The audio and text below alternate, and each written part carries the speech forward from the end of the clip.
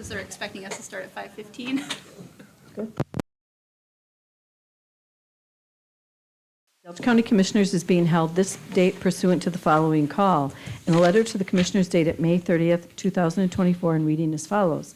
The honorable members of the Delta County Board of Commissioners, dear Commissioners, a regular meeting of the Delta County Board of Commissioners is scheduled for Tuesday, June 4th, 2024 at 5 p.m. in the conference room at the Delta County Service Center. Sincerely yours, Nancy Prozrocki, Delta County Clerk.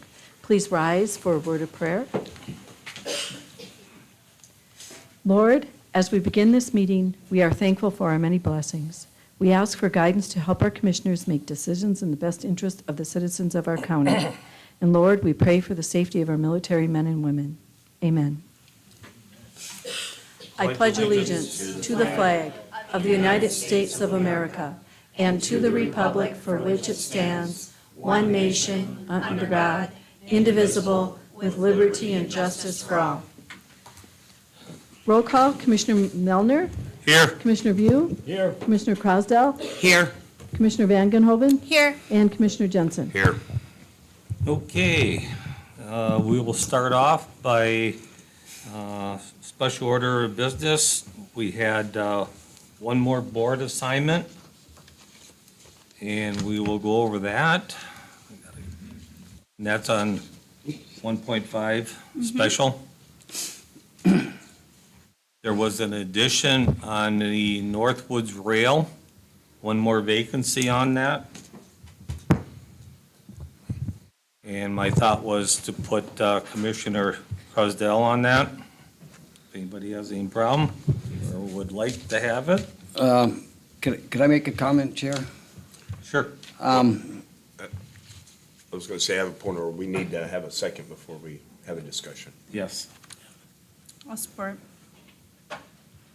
Okay, I would like to see Commissioner Van Genhoven be put on that committee, because when I went to it a month or so ago, I brought up a lot of issues that are related to the Solid Waste Authority on waste management in our area and the rail system.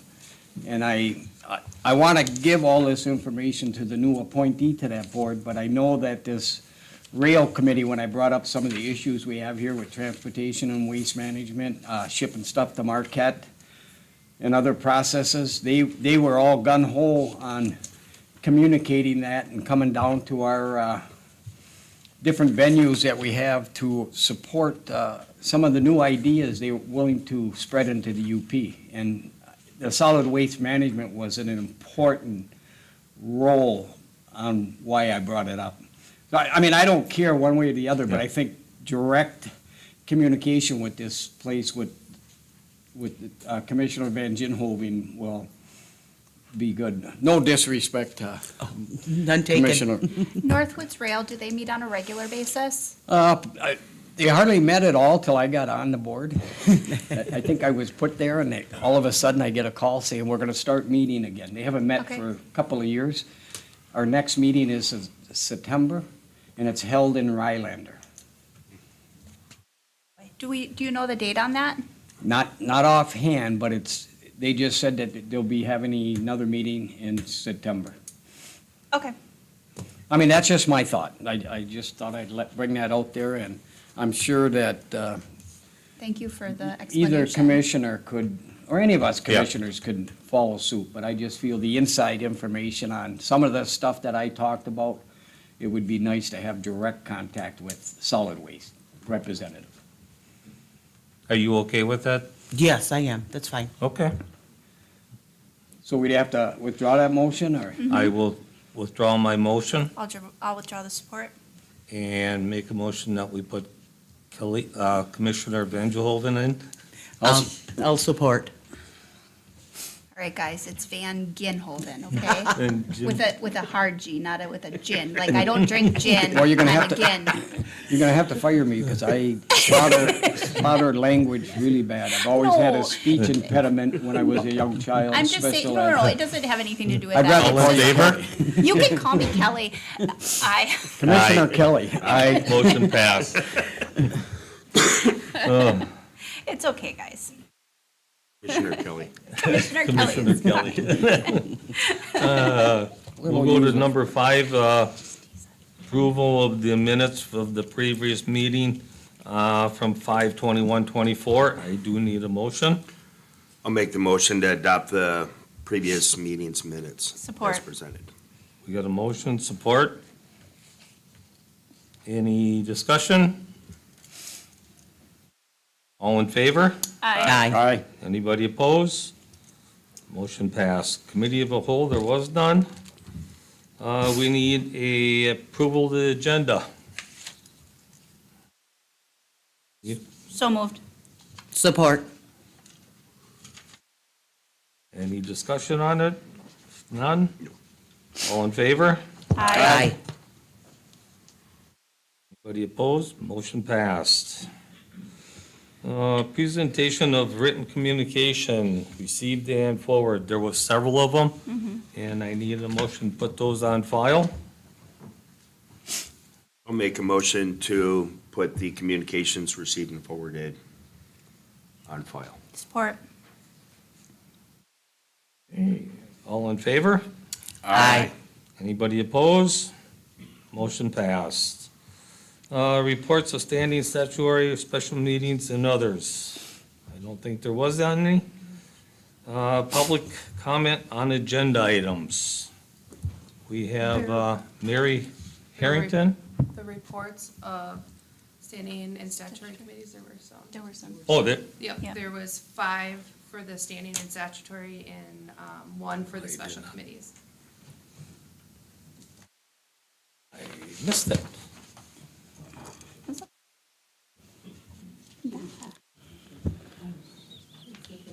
Yep. I'll move Yeah. that we put them into the records of Okay. the statutory and special committee meetings and standing committee meetings. You need a list of those specific items? All right, I'll second that then. All in favor? Aye. Motion passed. Now, public comment on agenda items. Mary Harrington?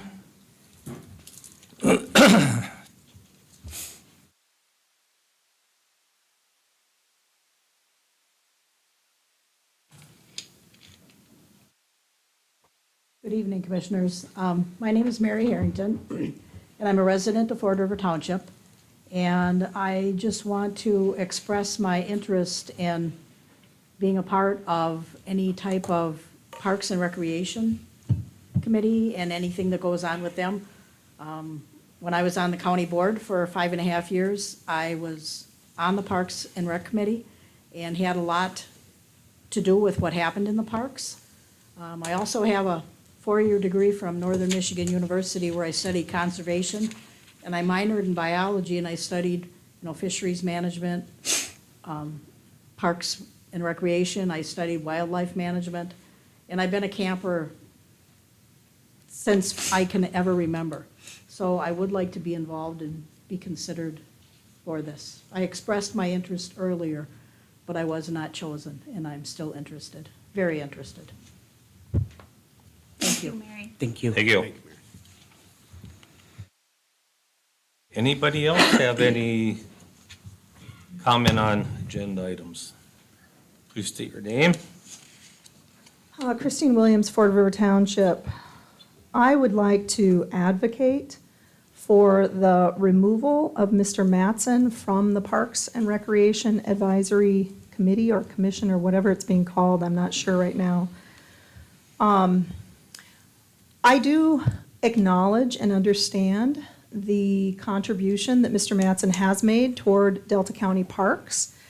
Mr. Mattson, during the time that he did contribute to the parks, was paid considerably well and was supported by a lot of really great people who did a lot of great work in our parks. However, my experience with Mr. Mattson and the work that I've done over the last couple of years to understand this individual and how he works within the county, I see Mr. Mattson as being very much self-serving. Mr. Mattson paid himself really well out of park money, paid himself excessive bonuses out of park money, used park equipment for his own personal use, bought equipment from park funds for his own personal use. Much of that was paid back, but it still was purchased with park funds. Wrote a contract that was very much in his interests and not the county's interests. I would like to see someone else representing District 1 District 4, whichever one he's in. I think it's, I was thinking the right area, but yes, District 4, rather than Mr. Mattson. I do really believe that there are strong candidates that are willing and able to participate, who are not self-serving and who have genuine interests in our parks and our recreation, and who want to see recreation expanded beyond just what has been basically a myopic view of recreation within the county. So I would really like to advocate for removal of Mr. Mattson and in place someone else. Thank you. Thank you. Does anybody else have any comments on agenda items? Once, going twice. We will move on to committee reports. The administration report.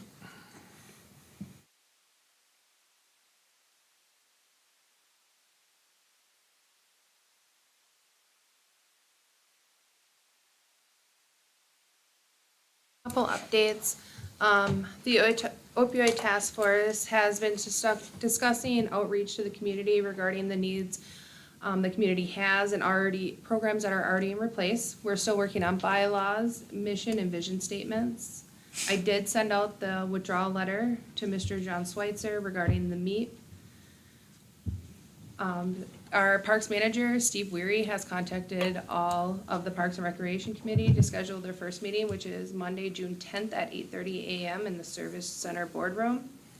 This meeting will be welcoming new appointees and creating bylaws and setting a meeting schedule. I'm currently discussing with the airport manager regarding the PFC audits for fiscal years 19 through 21. Involved in the conversation is our primary Air Force Services consultant and the FAA.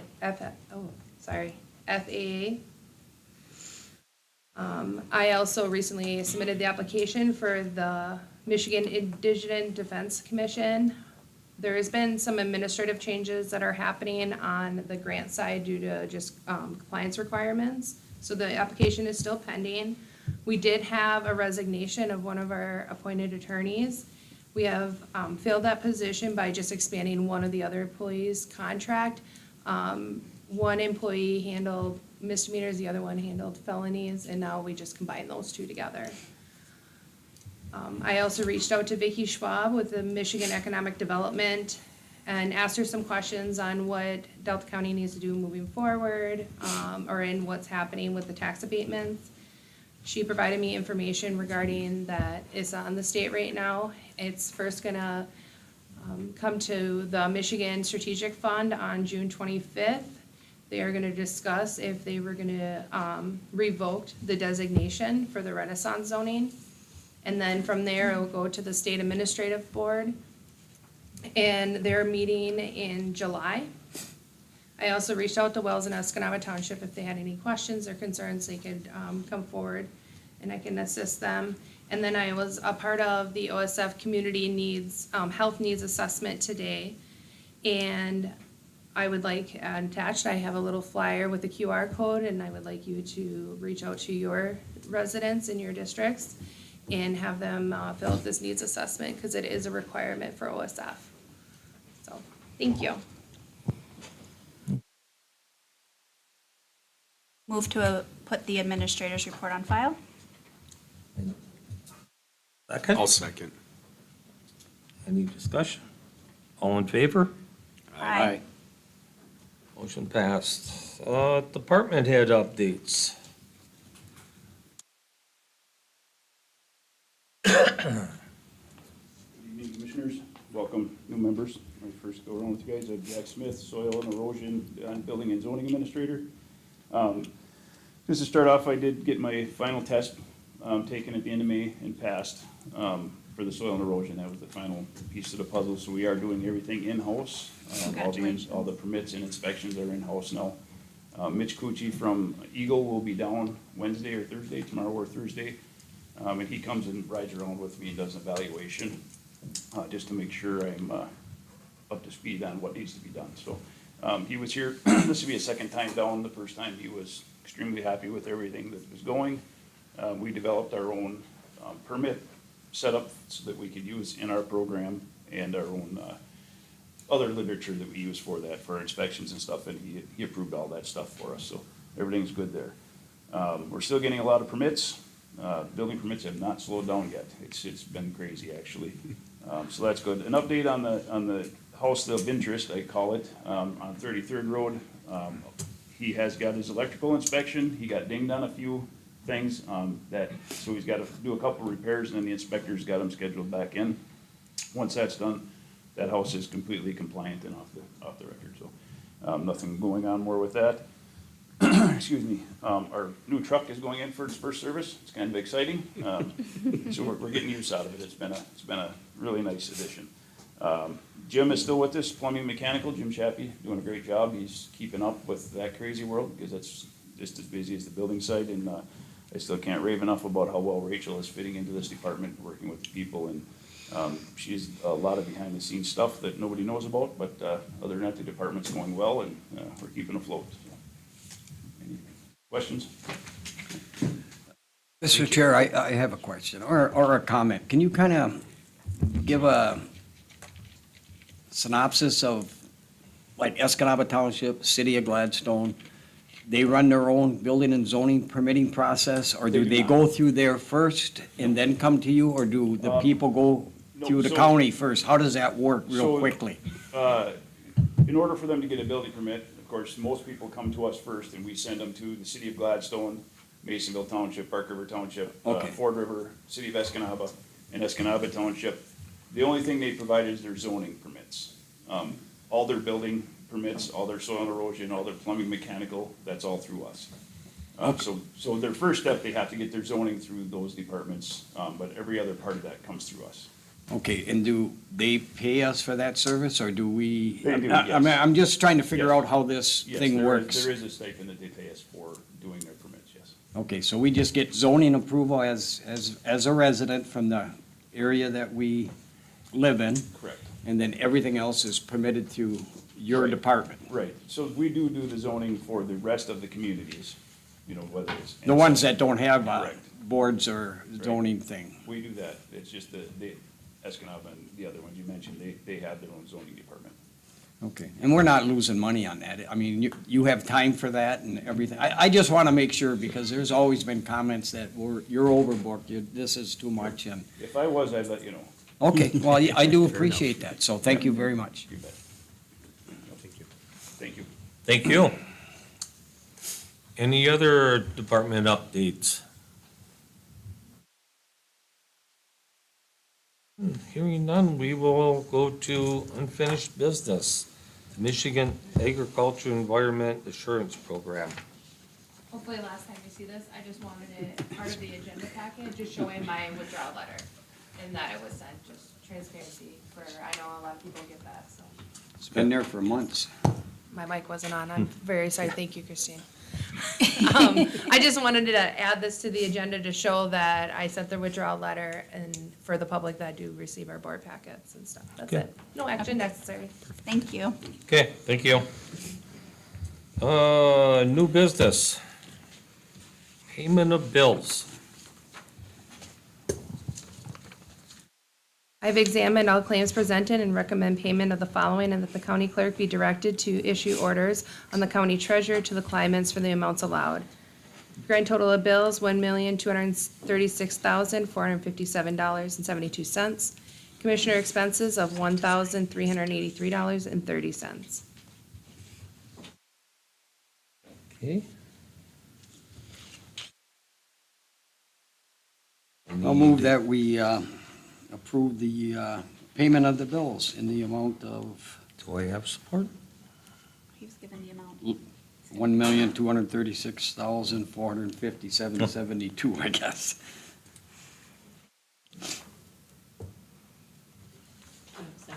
Second? I'll second. One comment.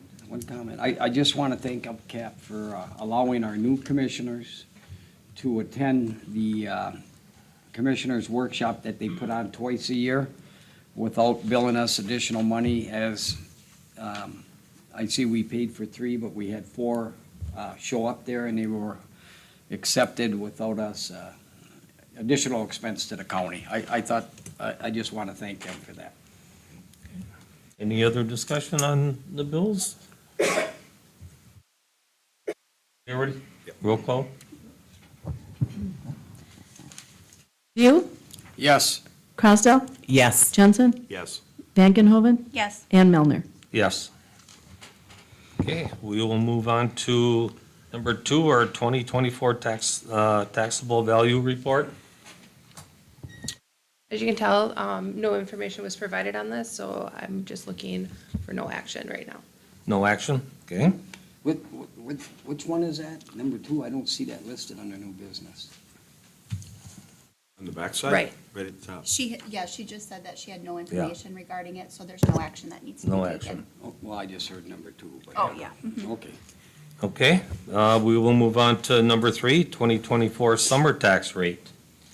This was provided by Shalice, and as you can see, our millage rate was reduced for July 1. However, our taxable value did increase, and we're just looking for approval.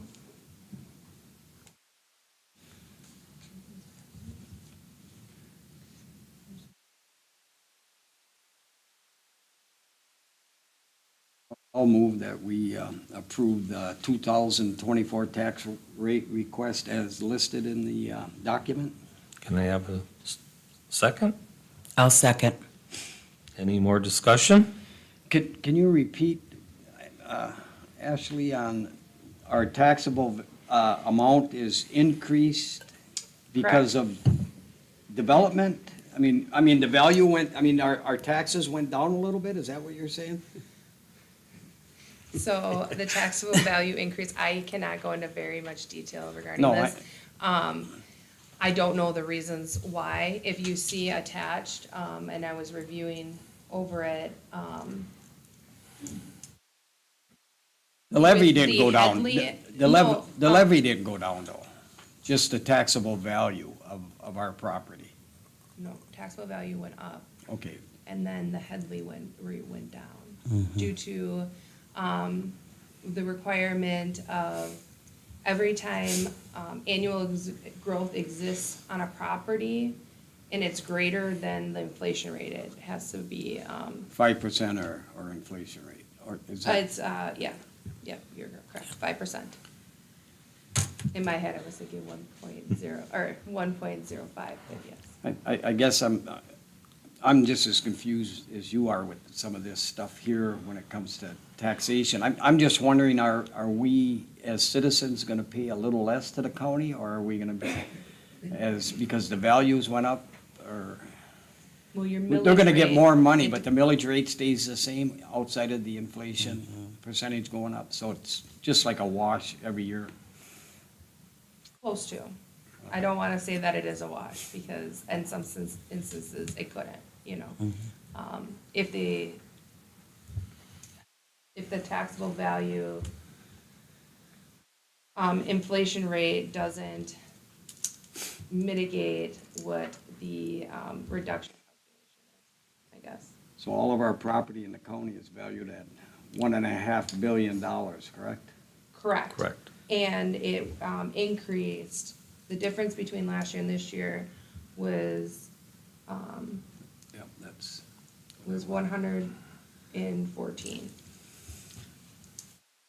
And then the difference between the two years, my millage was .0222 repeated. Okay, well, I got a little better understanding. Thank you. So the tax rate's gone down though. What we're taking, the piece What we're that taking in Right. has went down. Right, but the taxable value went up. it's hard to comprehend how that works, but someday maybe I'll go become an assessor. And then, well, so that taxable information agenda item number 2, it breaks it down with all the townships and everything. No, That's I how we looked get our at it, I taxable just- value. Okay. Any more discussion? All in favor? Aye. Aye. Aye. Anybody opposed? Motion passed. We will move on to number 4, zoning case number 1-24-PC. Our building and zoning administrator, Jack Smith, is here, and he'll present the case.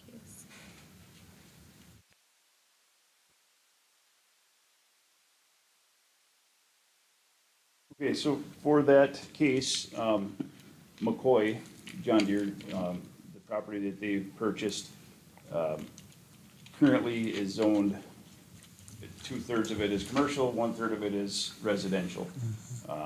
Through the planning commission last night, we approved changing that zoning to commercial 3, which would allow them, with the stipulation on the south side fence line, to put up a privacy fence to protect the neighbors in that area. There was a lot of discussion back and forth. Jeff Carlson from McCoy was here to explain, and as I said, the planning commission approved that onto you guys. They do have an early work permit for dirt work only, so they could get started prior to waiting for this. This got pushed off a couple times, so they did start with their dirt work. That was all they have permitting to do. Soil and erosion, they're up to par on that. I inspected it yesterday after the rainstorm, so everything is good. They've been doing a great job of controlling that. So they're doing well, and they're asking to get rezoned to commercial 3 so they continue with their project. I do need a motion. I'll make a motion to accept the change in zoning as presented by the zoning and planning commission. Need a second? Second. Any discussion? All in favor? Aye. Anybody opposed? Motion passed. Number 5, zoning case number 2-24-PC. This is a property in Garden Township owned by, I'm sorry, it's in Fairbanks Township. Owned by Mr. Bittner. That case was tabled until next month. What had happened is, as of Friday, 2 of the parcels sold. So what we are waiting for is a new application with the signature of the 3 landowners now versus the 1 landowner. Otherwise, it was approved for use to go from, there's a small piece that is agricultural, the rest of the land is rural residential, so the case was to change it from that little piece of agricultural to rural residential, and then grant them a special use permit for a 230-foot lot versus 300. The 5 parcels north of it, 3 of the 5 are already, or maybe it was 6, and 4 of the 6 were already less than 300 feet. That was approved by the planning commission with the condition that we get the 3 signatures from the owners. So we'll just have that We- table? No, we didn't make any motion or vote to approve it. Oh, It was okay. just tabled. Just Yeah, tabled. Yeah. just tabled, yeah. So it will be tabled till next month due to the 3 signatures now, because there's 3 different Yep. owners of the property. Yep, My mistake, sorry. that's okay. Okay, thank you. Thank you. Thank you, Jack. We'll table that one until next month, or whenever zoning has their Do you meeting. want a motion then to table that? Yes, Since incomplete, I'll make a motion to table zoning case number 2-24-PC until next month's meeting. I need a second. Second. All in favor? Aye. Motion passed to table. Number 6, cooperative law enforcement agreement, forced service. This is a grant program with federal monies that the sheriff department receives for reimbursement of patrolling the Hiawatha Forest campgrounds. So I'm just looking for approval of that. So I need a motion to approve. I'll make a motion that we approve the modifications for the grant agreement with the Hiawatha National Forest. Can I have a second? I'll second. Okay. Go ahead, that's fine. Any more discussion on that? I just want to confirm that the total is $5,451.86. And that's just to go into the woods and look at what's going on there at certain times of the year or all year, or? Yes, so the Hiawatha contracts with the sheriff's department basically to help patrol his campgrounds, or their Oh, okay. campgrounds. The camp, okay. And I know I camp at Camp 7 and Corner Lake, and they're always going through there, so. They also get mileage at the federal Beyond- reimbursement oh, rate. beyond Yes, this, that's yeah. also part of that in the other block in there. So part of that total is also mileage for our law enforcement to go to those locations. Well, my point of bringing that up, that's pretty reasonable to travel all the way up there. And, I mean, how often do we patrol that? We don't know. It's just, $5,000 to patrol all that area up there is pretty reasonable cost. I just want to make Yeah. a comment in case people have something else they want to ask later on. All in favor? Aye. Anybody opposed? Motion passed. Okay, we have number 7, resignation of medical examiner investigator Z. Christensen. Yes, we received the resignation letter, so we do have a search for an MEI, and I'm looking for approval to send a thank you letter for services. So moved. Do we have support? I don't want him to resign. Support. Support. Any more discussion? Is he moving out of the area? I'm just curious, why. I He's mean, hiding it's his- none of my business, but, we're not doing something wrong. It's in his It's in your letter. packet. No. I thought I read. Yeah. He Number doesn't have 7. time. Doesn't have time. He said it was a hard decision Yep, I see as he that. enjoyed it. His last day is May 31st, which is already come and gone. Passed, yeah. So, all in favor? Aye. Anybody opposed? Motion passed. Okay, number 8, Finance Committee Procedure Policy. This was requested by Commissioner Vagenhoven. Commissioner? Okay, thank you. On 3/21/23, the former board moved to change our finance policy here at the county. As it states now, items recommended from the Finance Committee are to be presented to the Board of Commissioners as new business with no action taken. The next Board of Commissioners meeting, such item will return as unfinished business for no actions. For action, excuse me. Thank you, Nancy. Exemptions for this procedural policy are those of emergency expenditures at the discretion of the Board of Commissioners. I would like to see that changed so that it does not have to be brought here, tabled, and then wait for another meeting for action. I believe that we have excellent communication within our commissioners, within our finance policy, with our finance committee, with our administrator, who is in charge of payment of the bills. I think that it's no longer necessary to have this listed as unfinished business and then brought back at the next meeting for finished business, for new business. Okay, So I would like to see a new finance committee policy where items recommended from the finance committee are to be presented at the Board of Commissioners as new business, and an action can be taken. okay. I need a motion. What are you looking for a motion for?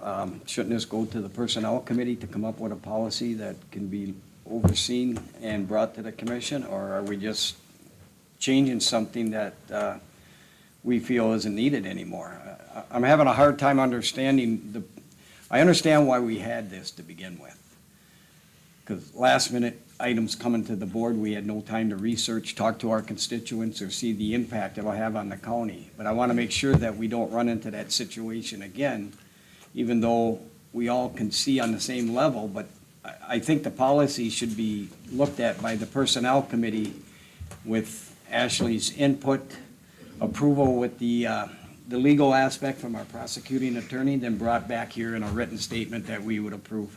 Mr. Chairman, I have a point of order. We don't have a motion or a second on the floor for any discussion. That's why I asked for a motion. Okay. Then we should have discussion. So can I get a motion?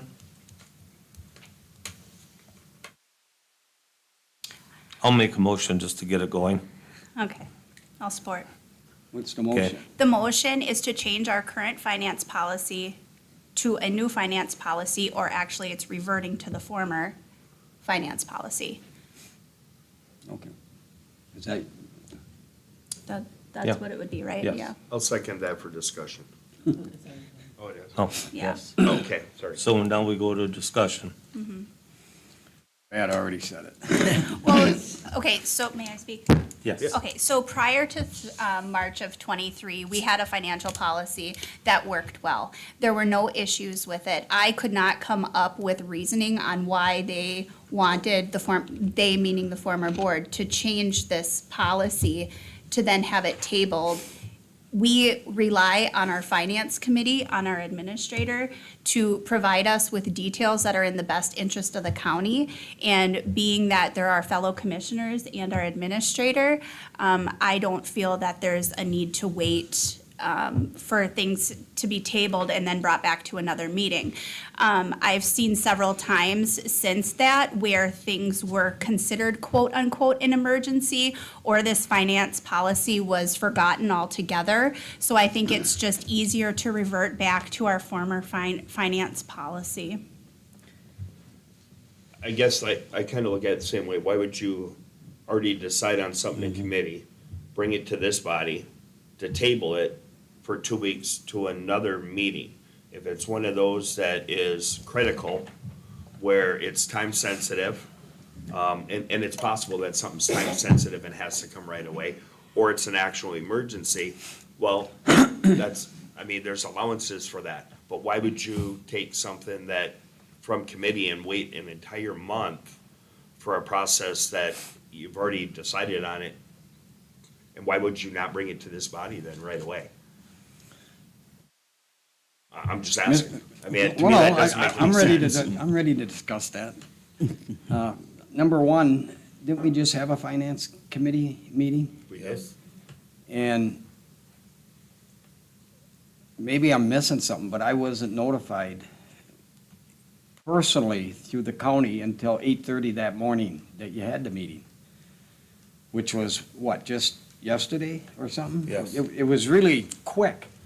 So all the business that took place there, because I do have other obligations in the community with my family and job and stuff, I never had a chance to see what happened during that committee or what was gonna be recommended to our board. And not that I'm against what you're saying, but it's be difficult for me to comprehend everything in one day if it came to the board. I mean, I don't mind doing it right away because I trust I have to trust our committee people because the people trust them, so I will. But it's just, every once in a while, I would just like to have a little bit of time to to digest what was done and get some feedback from the community. That's the only reason I like this policy. Waiting a whole month, no, but 2 weeks wouldn't bother me a bit. That's my personal opinion. I guess and I didn't know it was, I don't know why it was 8:30. It was published well in advance when the I meeting got was. my notice on my county iCloud at 8:29, that there was a meeting at 11 o'clock that Are day. you And it on was, finance? pardon? Are you on finance? No. No, but I No? mean. Oh, okay. But we try to communicate all the Sure. stuff that's Absolutely. happening, because if I had an opportunity to go there, and that's immaterial anyways, because I didn't go, but that's pretty quick to have something just the other day, and then all of a sudden it comes right to the board, and I had no inkling of what was discussed or what was going on. I guess I can trust everyone, and I probably will. Like, I guess in this instance, the stuff that was decided in yesterday's, because we've already decided it wasn't an emergency, it wasn't time sensitive, and the agendas had already been published.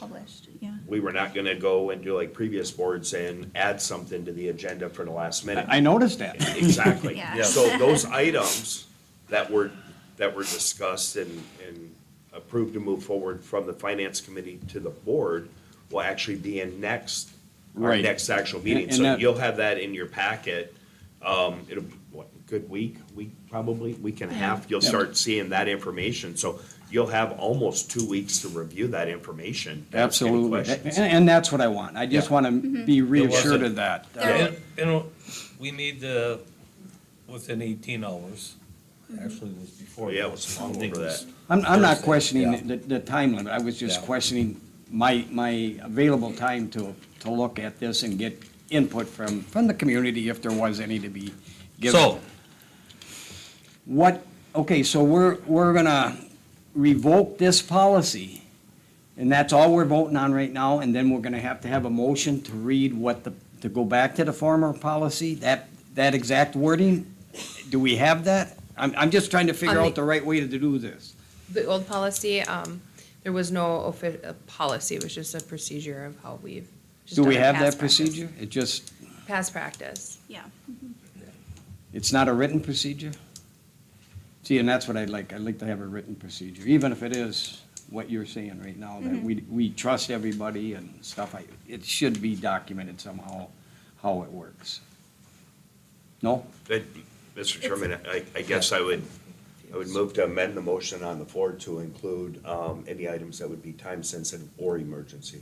So both of those would be in there in case we had something that was time-sensitive, that couldn't wait, then it would come forward right away. okay. Mr. Chair, but, This is getting way too We- confusing. yeah, it's getting I'm sorry. complicated to the extent that we're It doesn't just, need to be complicated. well, well, I can't help it. Sometimes I have a hard time comprehend because of what I've been through the last Yeah, I understand. 12 months or whatever. But we are going to rescind the actual written policy and just go with past practice. And we have nothing written as past practice. Well, so items that come from the finance policy, they go on to the commissioner's packet or agenda. Right. And then it was your policy to table it and then bring it back again. So now you just don't have to table it anymore. Right. So if you just remove that policy. Because like for instance, with personnel, something's gone to personnel and then it comes to the full board. Correct. There's no time lapse, there's no waiting for a next meeting, there's no tabling issues. Now, this is gonna be the same for finance as it was in the past. As long as it's not pushed on us quickly without us being able to have input and to digest what it says. I just want to make sure, no matter who sits here, has that opportunity to do that. And this will. You are assuring me that what we did before will always allow a commissioner to digest the information, talk with its constituents, do a little research to see the pros and cons, any shortcomings, positives, stuff like that. Usually it's pretty good, but you gotta remember where we're coming from. There's a lot of stuff that we are leery about, at least I am, that happened on this board that I don't even know why it happened. And this is probably one of them. With all due respect, sir, if I may speak. Yes. Okay, we have a practice in which there's so many days allotment for things to be put on the agenda, correct? Correct. So I believe it's the Wednesday before the meeting is supposed to be the deadline for putting things on the agenda. Okay, so I know in my mind that the Wednesday before the meeting, I am not gonna ask to have anything else added to the agenda. Anything that comes after that Wednesday is going to have to wait until the following meeting unless the administrator states otherwise. So I would think that, she would like to streamline these meetings so there's not any surprises. We would like to streamline these meetings so there's no surprises. Is there going to be emergencies or things that are pressing from time to time? Yes. But this is just an overall revocation of this finance policy that, in my opinion, was not needed in the first place. That's all. Okay. I'll call the question then. Okay. Then I'll need to withdraw my amendment. Yep. Okay.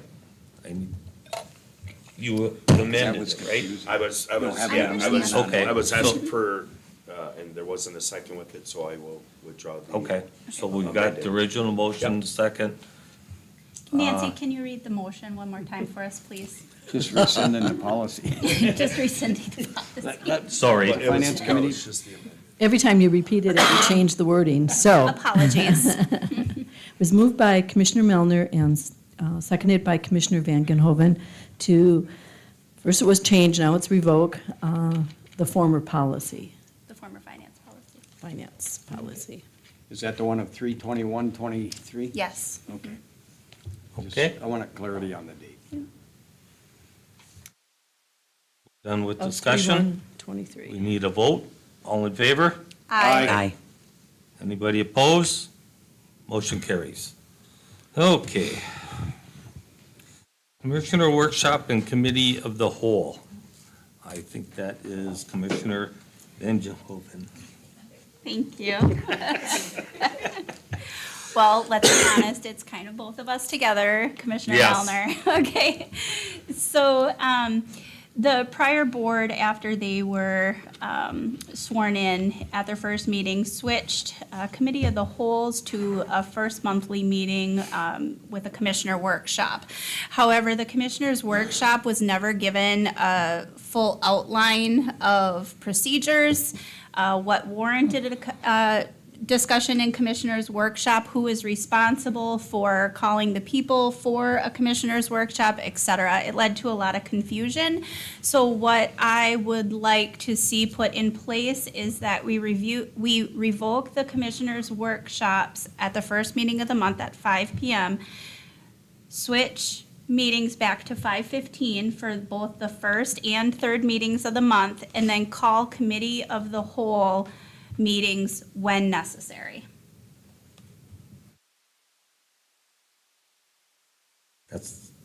That's just my recommendation, and then however, if anybody wants to make a motion or support. So I need a motion on that. Okay, I'll make the motion. I'll second. So we got a motion, second. Any discussion? I like commissioner workshops every once in a while. I just think they were poorly planned. We didn't know who was gonna speak or what they were gonna speak about and so forth. And like Commissioner Kelly said.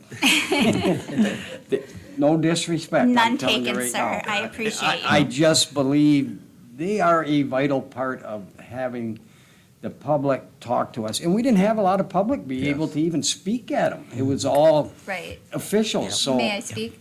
Commissioners workshops, you had asked when we were when the board was talking about forming these commissioners workshops, you were very adamant that the public be involved. Yes. And the commissioners who instituted this commissioner workshop were very adamant that they could not be involved. Committee of the Whole is a discussion-only meeting where we can invite members of the public to come and speak their opinions on things that are on an agenda for the Committee of the Whole. So I think it is preparing ourselves for Committee of the Whole. It is preparing the public for Committee of the Whole and any of the department heads or any of the interested parties who would want to come and speak. So any of the mystery that was around the commissioners' workshops is done. Well, I was go gonna say, ahead. I'd like to, there is a time and a place for a workshop, there is. And there's time where there may be where it's just the business of the body that, and what, it's like our brainstorming session that we would have. I'm a firm, big supporter of the Committee of the Whole. I want everybody's input. Absolutely. So, Yes. and, that, this is who we represent. So, to have the ability for them to be able to add to that and add to the process, not to have that, I think, is just ridiculous. So, again, I'm definitely in favor of going back to, letting the public be able to participate in their process. Mr. Chair, so we're gonna stop the commissioner workshops, correct? I mean, that's what the motion is. Yep. But we're not going to stop them, we're gonna still have them. But they're gonna be structured. They're going to be Committee of the whole. committee of the whole. Okay, so the committee of the whole is basically the same as commissioner workshop, but the Yes. commissioner workshop ended up being Just the controlled a commissioners different. yeah. talking. Well, Right. somebody Committee talking of for the an whole hour. will be everybody Everybody, even involved. our people that we represent. Yeah. Everybody will Yep, be You involved. everybody. still have be to have a interested. structure, though. I just Absolutely. Yeah. There will just be- wanna yes, let yeah. you know, you cannot, Committee of the wholes do have agendas. Yes, Yep. they will have the agendas. It'll be the subject of what's coming up At the- on the next board meeting. is that an official statement, There are. commissioner workshops, committee of the whole? I mean, commissioner workshops, did we follow the procedure of how they were supposed to be? There was never a procedure set there in was place. nothing. Well, out that's what I'm saying, because my general idea is, yell at me, help me out, give me insight to what I'm doing wrong or right. And that seemed to never materialize here for our whole board. I don't want to disrespect what the other board did, but they felt they were doing right, and I just felt lost. So, Yeah. I mean, Okay. I'll support the elimination of the commissioner workshop, and we'll start working on the committee of the So whole. we already have a motion and a Yep. second. Any more discussion? All in favor? Aye. Anybody opposed? Motion pass. Okay, number 10, municipal attorney policy. As we had it, it was mainly MMRMA, and then the Scott Graham, our the attorney, and then it would, if the prosecutor was kind of left out altogether. So what I was thinking of doing is changing it around and having our prosecutor first. And then if she decides if it's, needs to go to MMRMA, she would be the one that would ask for that. And if we need other help, we could go from there. So you want a motion to restructure the current alignment? Correct.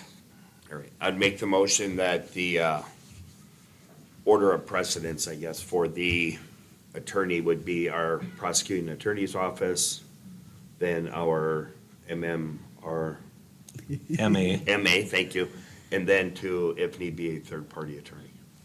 I'll support that, absolutely. I thought I seen our prosecutor. She is here. Could you Yeah. come up and talk at all, please? Welcome. Yeah. It's discussion. We should ask her if she's willing to Yeah. first. I am willing to, more than willing to. It's been something that I think so far we've still been working in our office with administration and department heads as things come up.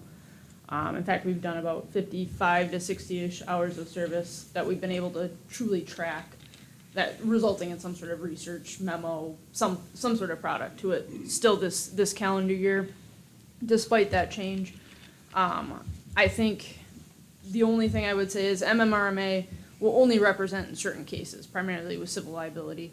I would always be, if it was a situation where they could or should jump in, I'm gonna defer to them. That's why we have insurance, that's what they're there for. In the instance they can't, then we can reassess and figure out if it's gonna stay with our office or if it's gonna go out.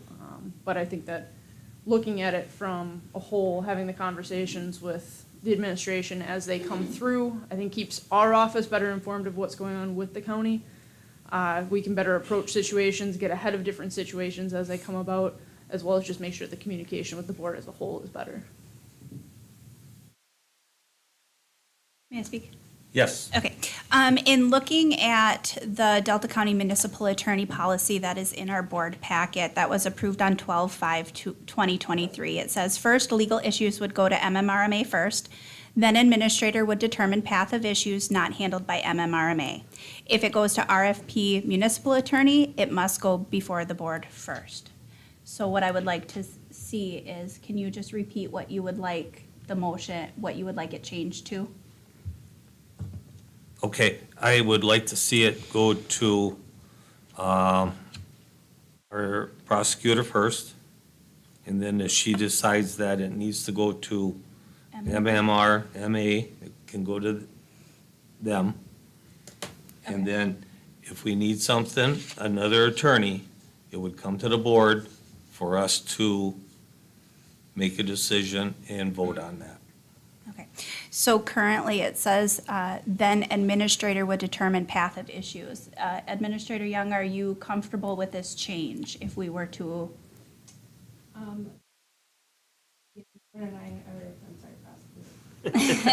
I'm sorry, have discussed this at length, and, I mean, we have a great system.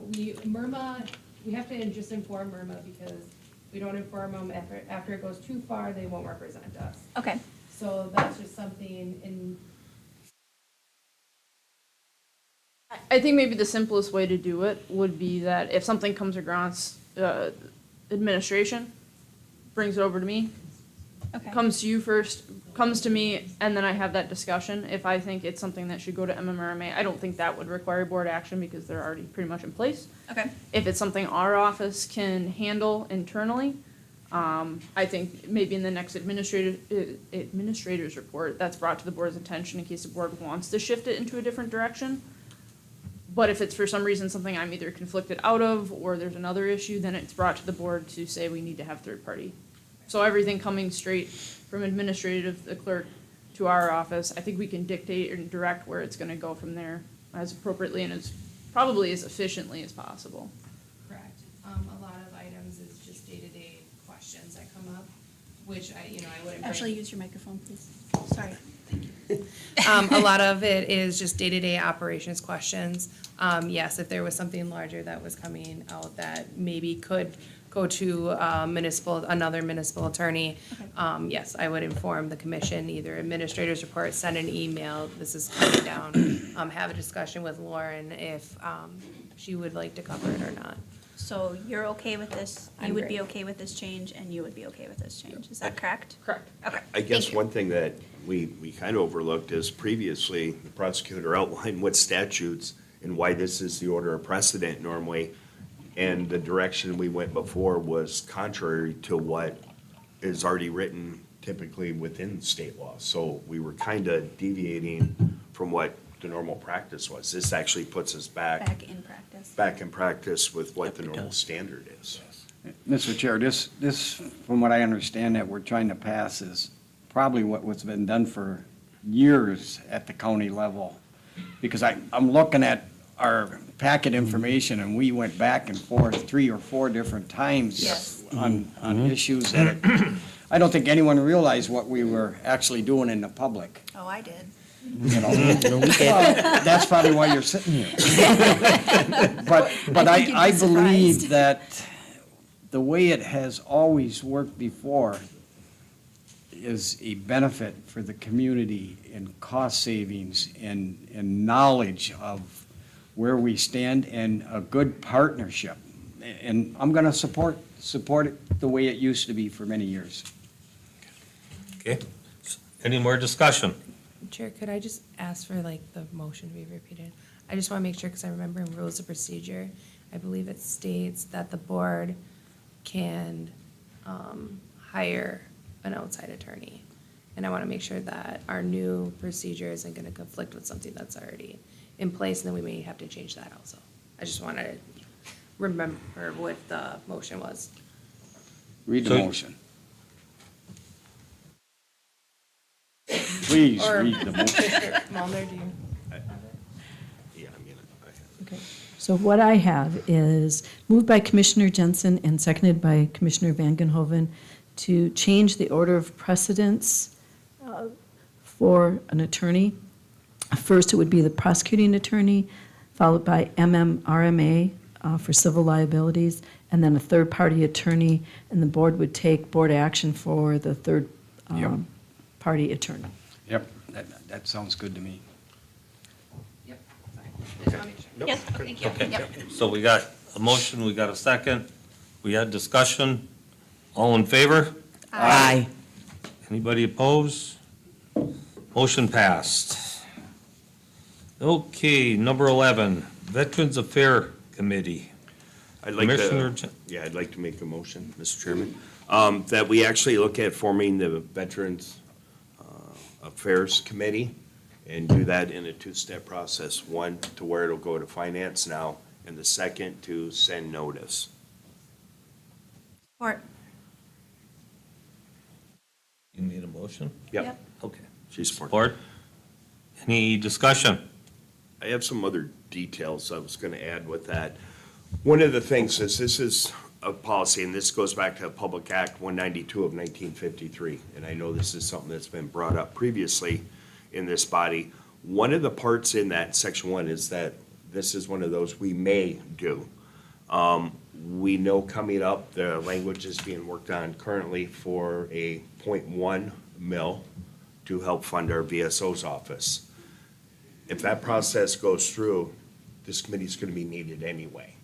The other thing is, if we start it now and it goes through finance, that'll also now already create that activity, so we'll actually be ahead of the game for when that millage rolls around. If it's approved, then it's already in place. If it's not, then that's something that this body would have to look at funding like a normal committee. There's definitely some information that goes with that. It's, and I'll take it directly from the statute. The County Department of Veteran Affairs, which is what we would be forming, shall be under the administration of a committee of 3 to 7 veterans appointed by the County Board of Commissioners. Members may be appointed to the committee shall be residents of the county who have served honorably on active duty in the United States Armed Forces.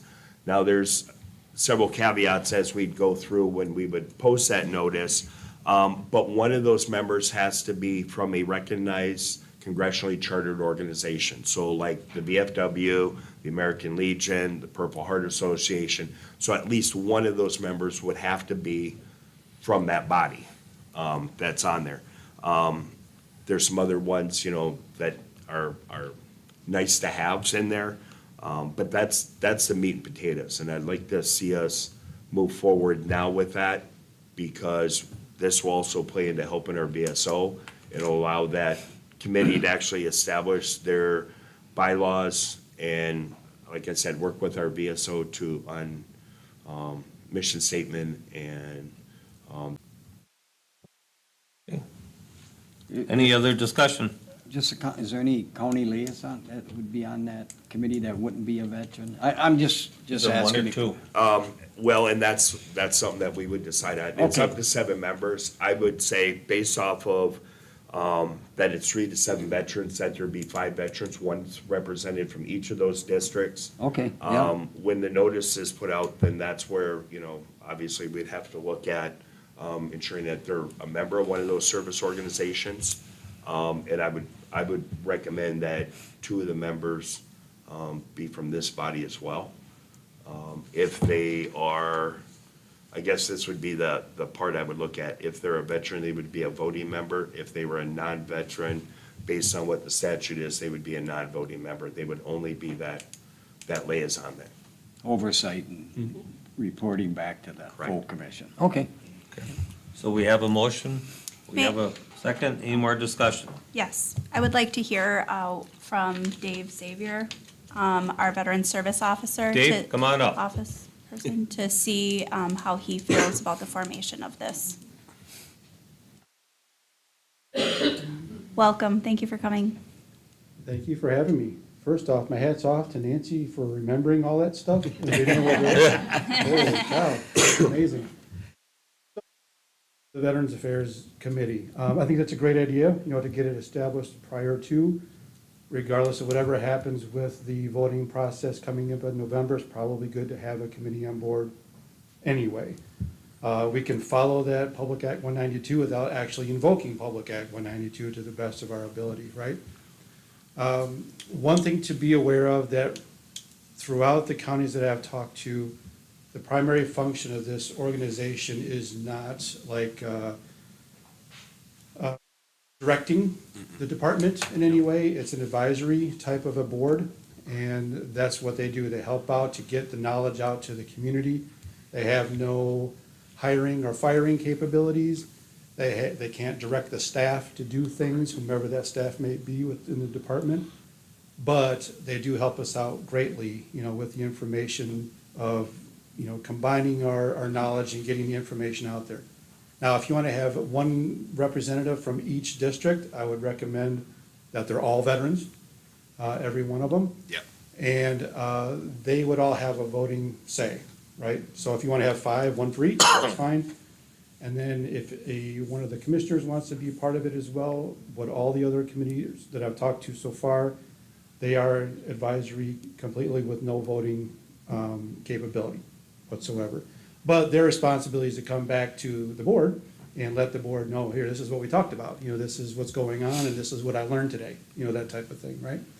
So I think it's good, yes, to definitely get it going now. It will be, if it does pass in November, for us to be able to go forward with the funding, yes, then it is all done on, there is a certain, I don't know what the amount is, but there is a certain amount that's paid for the meetings, for travel, that type of thing, which we'd have to get, to figure that out, because I don't know the finance part of it. But other than that, I'm in full support of it, as long as we start understanding, the rules, so to speak, and the roles that the individuals will take. We can, and I've already queried other counties as far as getting their bylaws, so we can start looking at all of those. I already gave what I think to Ashley to be able to pass to you as for starters, to try to get going. So that way, yes, if we're ready to go come November, then, so are we. Is there anything? Thanks, Dave. No, all right. Thanks, Dave. You're Thank very you for welcome. being Thank you. here. So, we need Already a motion. we have, Motion already had huh? second too. Yep, we got Already discussed. motion second. Any more discussion? All in favor? Aye. Anybody opposed? Motion passed. Okay, number 12, Parks and Rec Commission. Commissioner Kelly. Okay. So the Parks and Rec Commission and its appointments have been something that has weighed on me for some time. In February of 2024, the date was February 6th, the former board voted to eliminate the Parks Advisory Committee in favor of the statutory Parks and Rec Commission. Prior to this vote, the members of the committee, the Parks Advisory Committee, had taken their oaths. They were ready to begin their duties. And this committee, the Parks Advisory Committee, was formed after the split of the Conservation District and the county parks.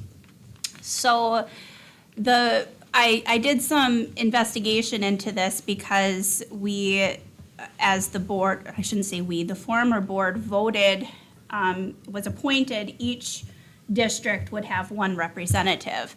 So the Parks and Recreation Commission resolution signed into effect on the 15th of May in 2007, under number 2 states, all members of the Delta County Parks and Recreation Commission shall serve at the pleasure of the board.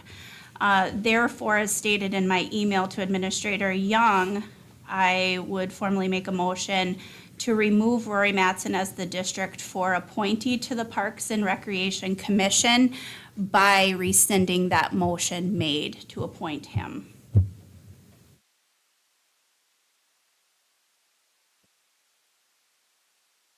That's my So motion. that's your motion? I need a second. I'll second it for discussion. Discussion. I don't support this. I look at the approval on 4/9/24, which wasn't that long ago.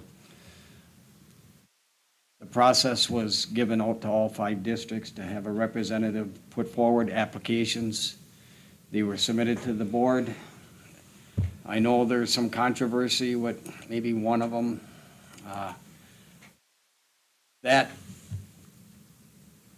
I believe that this board will be steered with the right makeup of people on there right now. We even changed the terms staggering for them.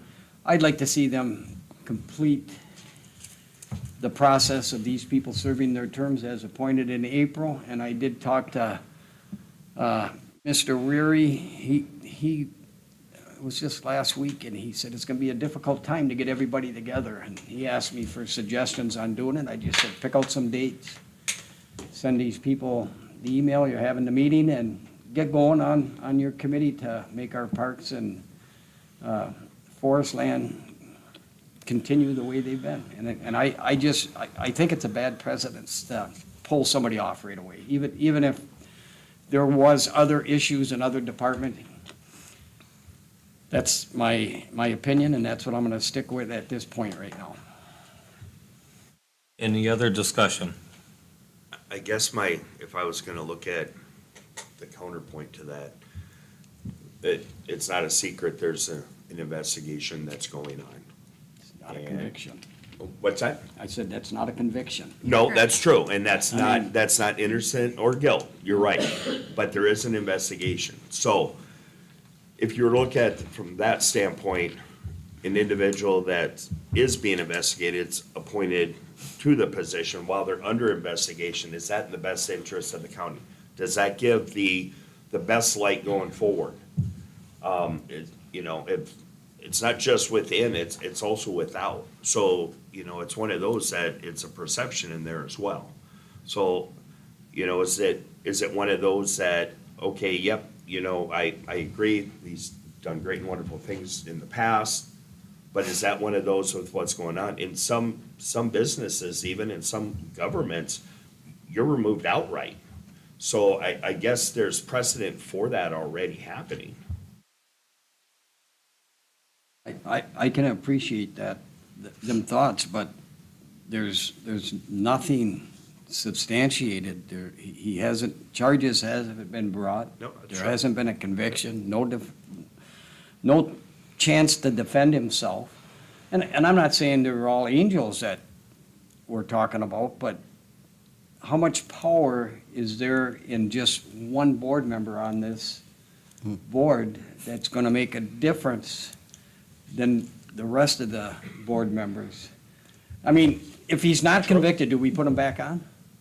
Well, and I was gonna say, well, no, and I mean, that's, I mean, I'm just trying to be as fair as I can to somebody that I've dealt with for just since I've been elected and haven't had a lot of I've heard a lot of personal so I guess if you want to. baggage, but If you want to look at it from this aspect, you had the parks moving in a direction when he was in that leadership position. And now he's not in that same leadership position, but now he's a member of that board. The current body that's there may want to go in a completely different direction or add other things that he wasn't willing to do when he was in charge, but that parks body may want to do that. So I guess, that's one of those, is it going to be something that's going to be a point of contention later, when this body meets here next week? well, so what, in my opinion? If he has something, I think the whole makeup of the board will do what's best, regardless if there is a lone wolf trying to do something different. And personally, I don't know if he will, but we disappointed him. I don't feel comfortable taking him off that board right now. Maybe after the board meets a few times and we hear some stuff that could be earth-shattering, that he's causing, or anyone is causing problems. I don't know, what's the procedure? We just don't like somebody, so we make a motion to get rid of them. Well, I was going to say that body doesn't even have bylaws yet, so. That's what I'm saying. I That's mean- why we're at where we're at. The resolution number 2 states all members of the Delta County Parks and Recreation Commission shall serve at the pleasure of the board. Okay, that's fine. And that's why we appointed these people. I'm not willing to take someone off a board that hasn't even had bylaws or other things organized yet, even though I would say half the people I've talked to don't like them, the other half does. Who are you gonna side with? It's probably a 50-50 split in the people that have talked to me. I want to give him the benefit of the doubt, of the doubt that he is there for the right reason, as he has been many times for our county. That's all I want to do. Next thing you know, they might want to take me off a board, because I bring up questions and cause a little bit of controversy and stuff. That's not fair, in my opinion. Is there any other districts under this at all? What we're doing right now? Is it all districts, or is it just? No, sir. No, Okay. sir. No. I made the motion to remove Rory Mattson Okay, as okay. District 4 appointee to the Parks and Recreation Commission by rescinding the vote in which he was, or rescinding the motion and vote in which he was appointed. Okay. Any more discussion? Well, Kelly, you're not the only one in that spot. I would like to take off Mr. Ettenhofer off of 3. We need to do mine first, please. Okay. Okay, so we got motion, we got this, second discussion. All in favor? Aye. Aye. Aye. Opposed? Aye. Motion passed. I now make a motion to put out a 30-day notice for appointment for District 4 for the Parks and Recreation Commission. I'll second. All in favor? Aye. Motion passed. Nay. I vote against that. I mean, I'm gonna follow suit that I don't, I'm not in favor of. Do we want to go any farther with this? Myra had discussion. Yes, I do, please. I would like to remove Mr. Ettenhofer from District 3 off the Park and Recreation Board also. Is that a motion? Yes. We need support? Support. Any discussion? Mr. Chair, I'd like to make just a quick comment. I cannot support this type of movement. It's a slippery slope. We never give them an opportunity to see what this board can do with people that have been good to our community.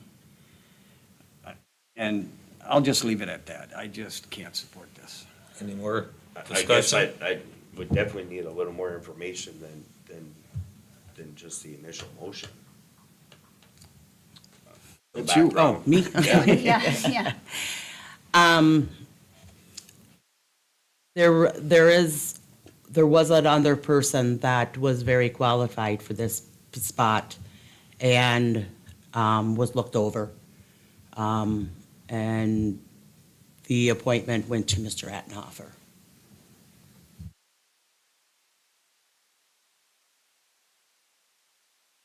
Any more discussion?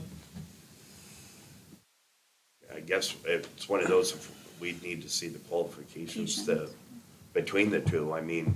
We is can't it- second guess everything. Well, no, that's true, but if it's based on qualifications, you definitely would want to see those and. Well, it's based on what you know up here and what comes out of here too. It's both. I mean, it's a little bit of everything. I mean, are we gonna recall, who else do we have in there? Brian Godfrey? Matt would- Velikat? I mean, there's always somebody that, That would be up to the commissioners who appointed him or recommended them for appointment. they're not here no more. Okay. I mean, I'm part of the board. Let's do Yeah. what you Okay. feel is best. So we got a motion, we got a second. Any more discussion? I just don't feel I have enough information on that one. All in favor? Aye. Aye. Aye. Motion passed. Nay. Me. Okay. So we move on I to, would like to make a motion for a 30-day appointment notice to be Oh, sent out for sorry. District 3. I'll support that. All in favor? Aye. Anybody opposed? Nay. Motion passed. I don't know, but name makes any difference or not. I just, It does. You have Okay, to speak general tonight. public comment.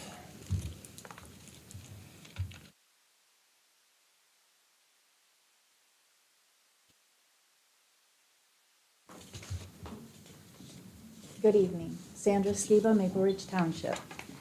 In the short period since announcing my intent to run, I have had my faith, my integrity, my motivation, my intelligence, and my character attacked.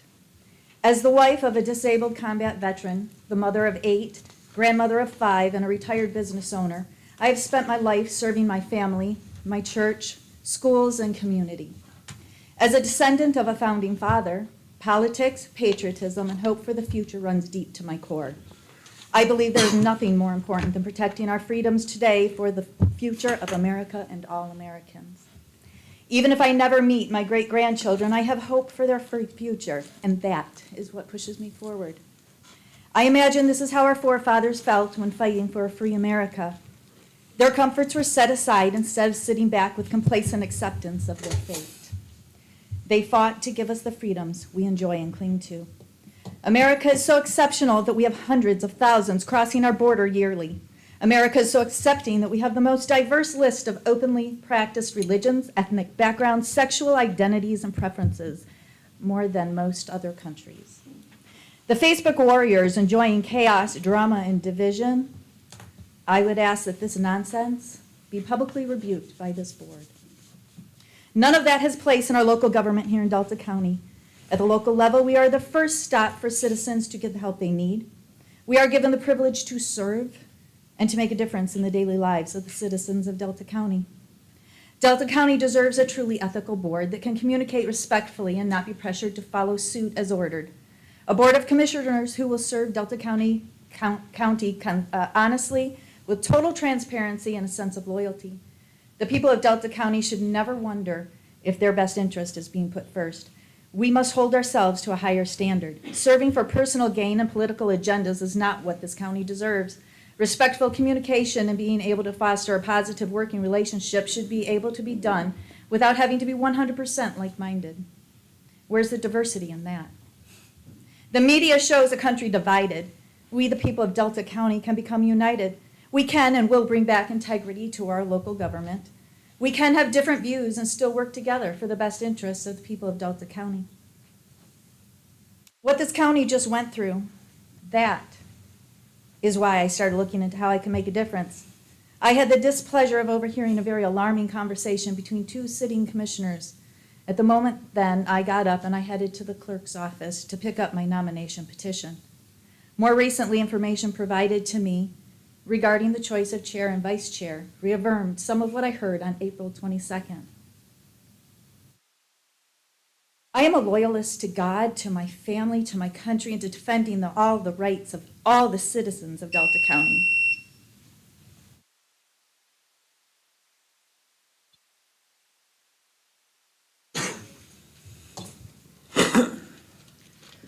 Hello, Kylie Kelishak, Escanaba Township. A comment was made in an interview with a Marquette news station stating that former Commissioner Robert Peterson approached current Commissioner Steve View about voting to terminate then Administrator Emily Del Salvo. My question is, Commissioner View, did former Commissioner Peterson or anyone else approach you about terminating then Administrator Emily Del Salvo before her termination on February 7th, 2023? Please answer this in your Commissioner comment tonight. There seems to be relevance placed on when Del Salvo applied for her current position as Director of Operations with UPCAF Services.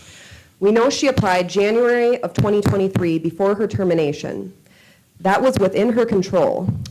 What wasn't in her control was her termination. She was fired without cause or explanation, without any board members who voted to terminate her answering any accusations she made against their behaviors. Speaking as a public citizen, that is why we wanted the recall. Not because she was terminated, but based on how she was terminated. The recall was based on how the 3 now former commissioners were operating without publicly disclosing cause or rationale. The job of the administrator is public. former commissioners Barron, Peterson, and Moyle sidestepped giving an explanation by pretending it was private and stating that in business, you don't publicly or openly discuss the administrator's employment. But this isn't business, this is government, and it is public.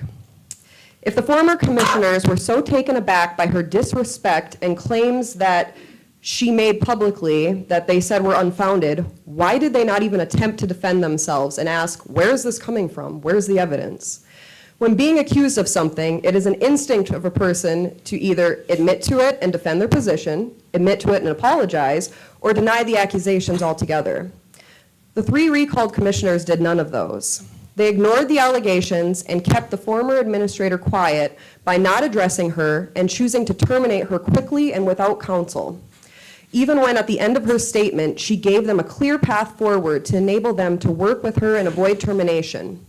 I implore citizens to remember this when it's time to vote in August and to pay attention to their continued use of Ms. Del Salvo as a political pawn in their campaign instead of speaking to their own actions. Thank you. Any other public comment?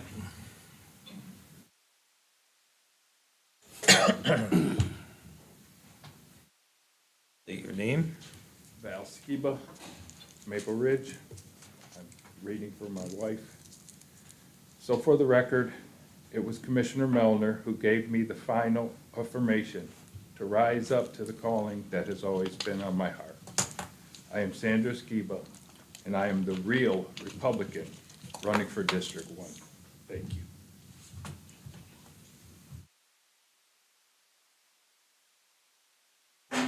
Any other public comment?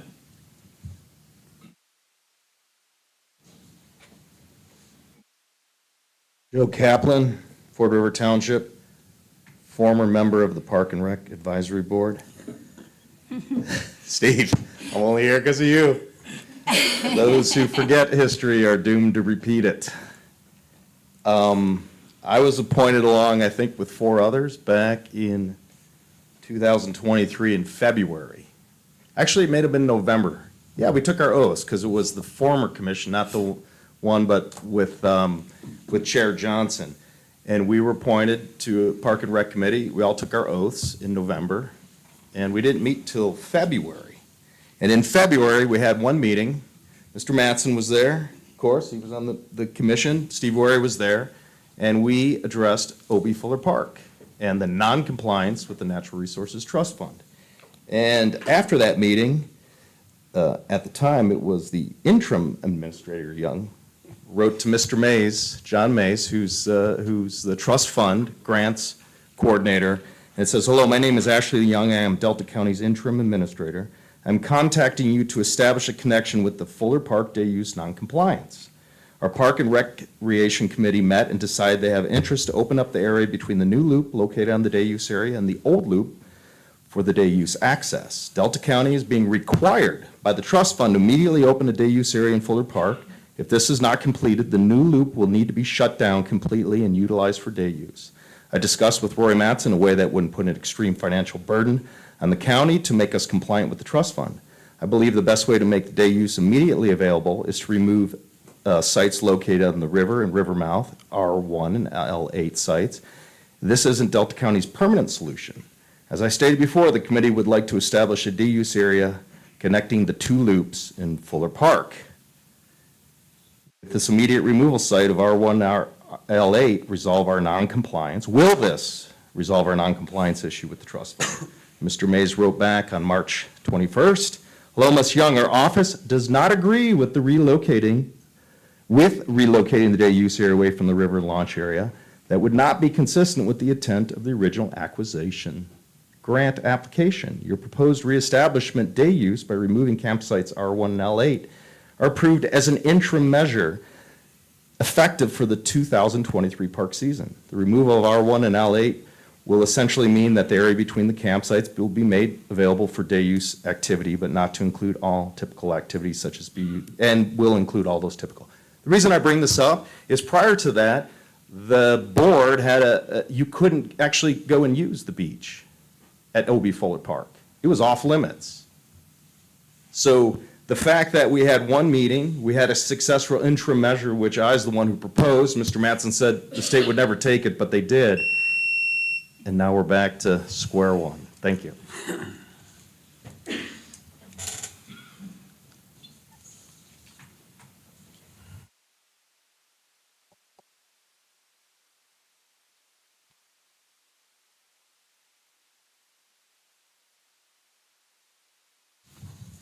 Ann Fix, Escanaba. When you're considering the Veterans Affairs Committee, and I understand it's a Veterans Affairs Committee, but I hope you don't forget the women, the widows that are receiving DIC benefits because they've lost their husband. I would like to see somebody that's receiving those benefits be part of this committee. Thank you. Any other public comment? Any other public comment? Ashley.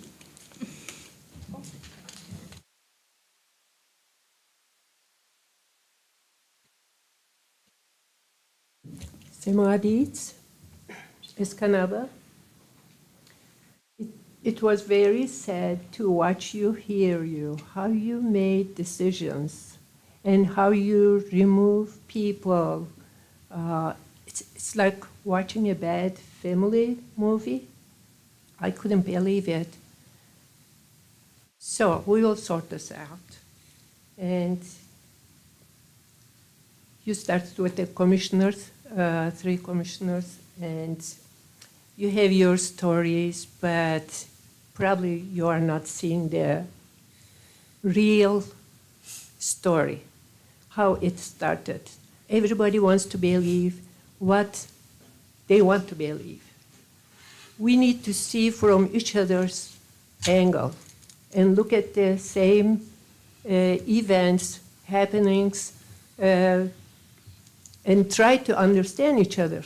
But tonight, this is like removing people from their jobs, just talking about like, oh, I don't want to have olives tonight, just give me the feta cheese. It's already another option. We don't want this. Oh, this is a great person to have the job. And thank you, Mr. Weir, to supporting and talking all by yourself, actually, here, putting your opinion differently. Thank you.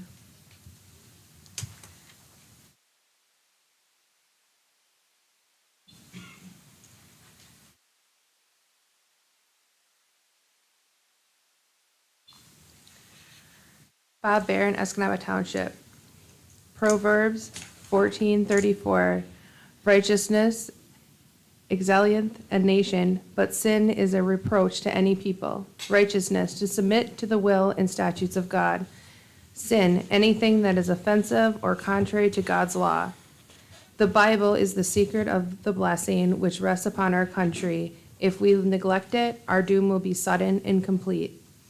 Daniel Webster, a man who has been through 100 high schools and universities and who does not know the Bible is not an educated man and never can be. Henry Van Dyke. Mr. Barron.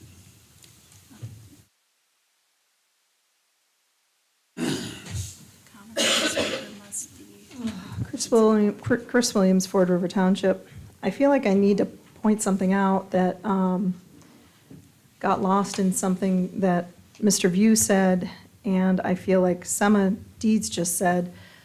There was a committee, a Parks and Recreation Committee. It existed. It had people on it that took an oath. They were all qualified people.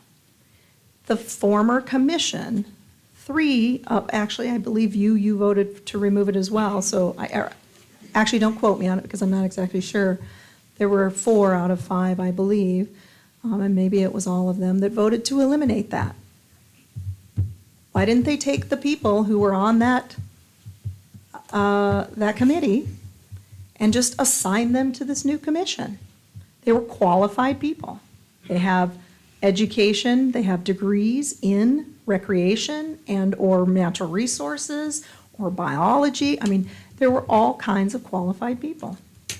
So I find it interesting to hear these comments by two individuals at least that are saying you just removed these people like it's something just crazy and new. We just witnessed this. I mean, you really need to remember. You need to remember the decisions that people make. And I'm not saying one way or another whether it's right or wrong. I don't know. But my point is, you can't point fingers at people when you just saw it happen previously and you supported it. You didn't point fingers then. So why are you doing it now? It's interesting to me. So I hope that people remember that there were people on that committee and they were doing a job and they were doing it well. Mr. Kaplan just reminded you of a meeting that they had, what they worked out. They worked with the trust fund. They were able to get an interim measure in place, and then boom, that committee gets dropped. And Barron, I remember Bob Barron saying that it was an ad hoc committee. Well, you don't have ad hoc committees, so no, it wasn't an ad hoc committee. And ad hoc committees don't take oaths of office.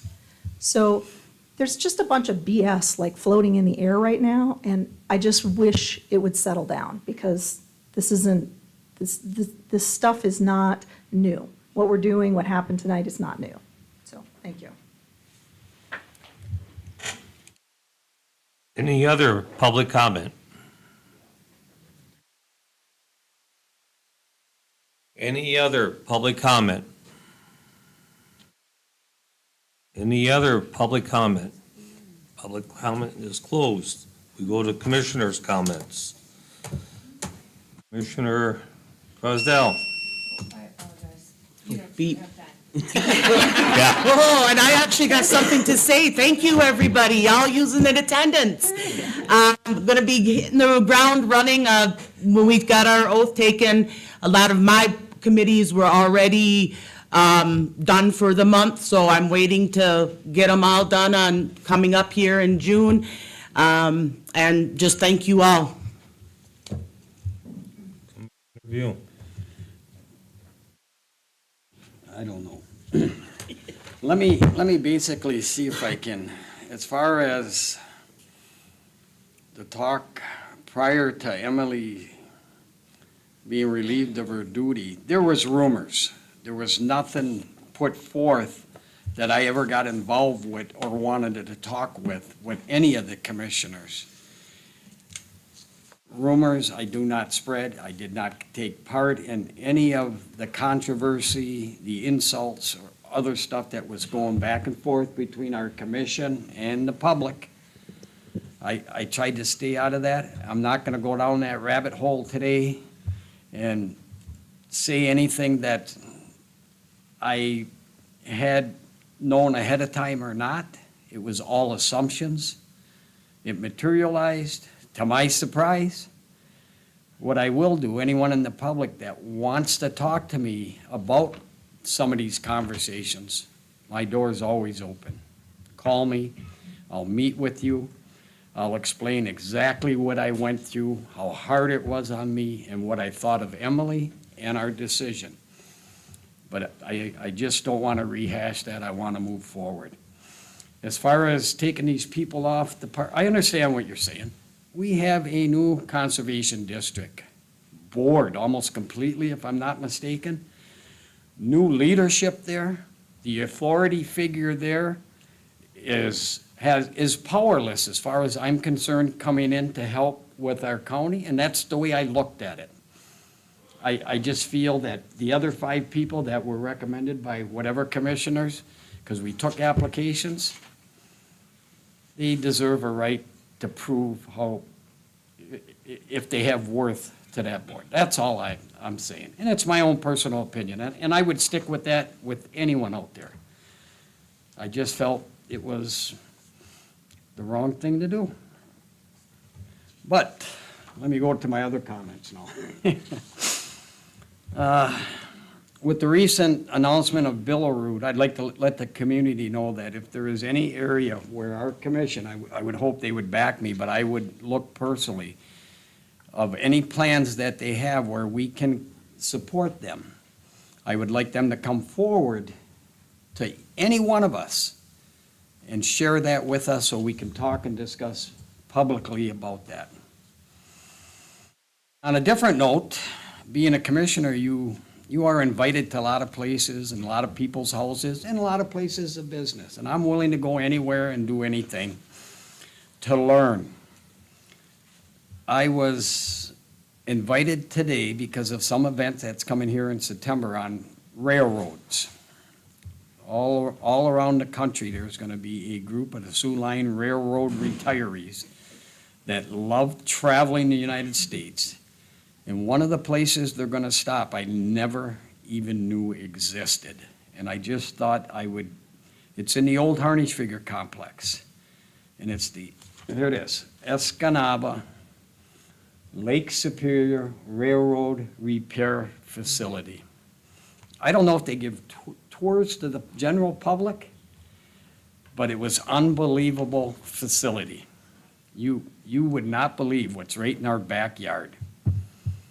Most of them cars coming in there that are damaged, some of them quite severely, 30-hour turnaround. It's like going to a car repair shop and, you had a head-on with a deer or something, you think you're gonna get your car in 30 hours. This place has an average of a 30-hour turnaround on damaged rail cars. They have over 50 employees. Mike Logan, the vice president, has lots of openings for the skilled trades. So I just want to get it out there to the public that you don't always need a college degree. They're great. But right now, the skilled trades, these are some good jobs there. And Art Menard, he calls himself the human resource guy there, which he said, we don't have one. It's just the vice president and me. We are so family orientated, and they emphasize the hiring of vets. They want veterans in there all the time. So I thought it was pretty nice because they have a great history in our county for many decades, having well-paying jobs. And I got to thank Mr. John Larkin for this facility and well-kept secret that I hope I'm exposing today for anyone looking for a job in the skilled trades. So with that being said, also, I attended a Pinecrest meeting. They also need workers, CNAs, LPNs, RNs. In case people didn't know, and I'm going to enlighten the board, that is a 120-bed facility. The federal government, I'm learning this, I've only been to a few meetings. The federal government gives reimbursement at 100% if you have 85% occupancy. I didn't know that. I'm learning. We have 60 beds in service right now. So what does that tell you? What I learned at the last meeting is we can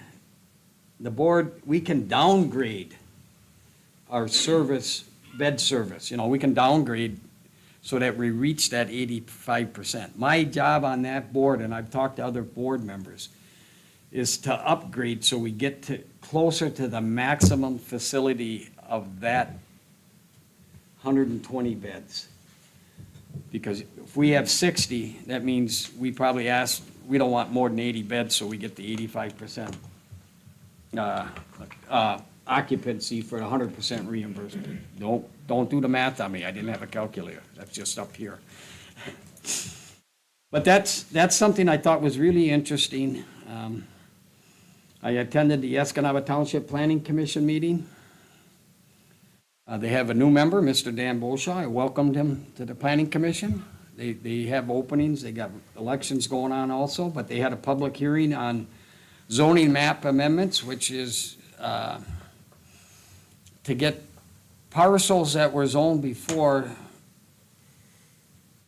aligned to what the parcel zoning designation should be. It's kind of confusing, but you'd have to show up at them meetings if you are interested in Escanaba Township zoning interests. Also, there was a citizen that spoke at the meeting about DTE's interest in moving forward with the solar project panels in their community. You know the controversy with that?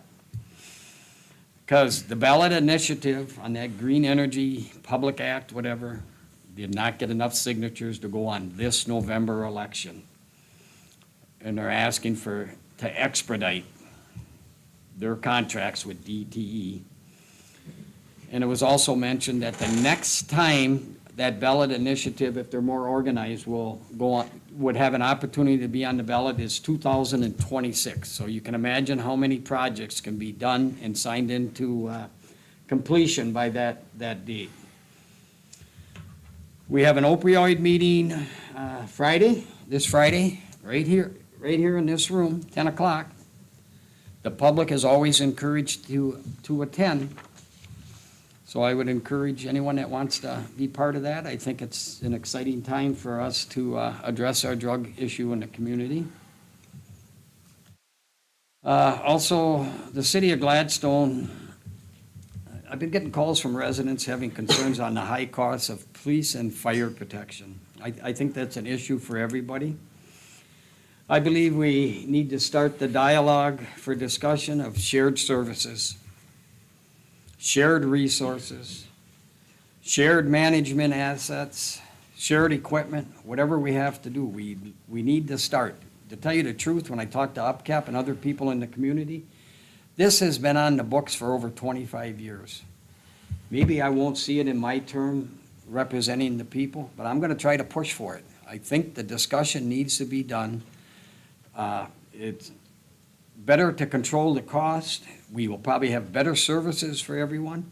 It's just leadership. Whoever's in leadership in all these positions need to come to a meeting of the minds and at least have dialogue for it. And I'm hoping somebody hears this and takes the bull by the horns and we start moving in that direction. Because people are being taxed a lot. For whatever, you know. I also attended a workforce development board meeting with Michigan Works. Holly People, for anyone that runs a business, Holly People is the business service agent for the UP. She will be able to help you with apprenticeship programs, reemployment services, training, funding for young professionals on businesses. She has a page list of a syllabus of things she can help our county and the people in the county for. Get a hold of me. I will get you in contact with her, or go online like the new generation does and do a web search and find her. I'm kind of behind times for that. I also want to make note that the veteran millage, I'm hoping the people in the community is going to start talking about the need for that millage. It's coming on the November election. Please consider the amount is so minimal. And like Commissioner Jensen said tonight, we're already moving forward whether we have that millage or not. And I just believe we need to push for that as commissioners, talking to our constituents and other people and businesses. I know it hurts sometimes, but this is well-deserved because our population of veterans in this county is large compared to the other counties. It's just huge, and this will be great for everybody. The last thing I want to touch on, I think, I got a lot of stuff, but